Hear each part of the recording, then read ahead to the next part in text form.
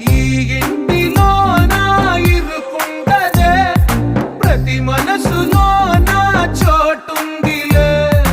ఈ నటకెప్పుడు అలుపుండదే, గెలిపించు అడుగే తోడుందిలే.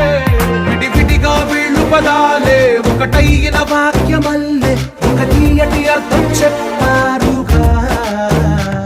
విడివిడిగా వీళ్ళు స్వరాలే కల కలిపిన రాగమల్లే ఒక కమ్మని పాటై నిలిచారు.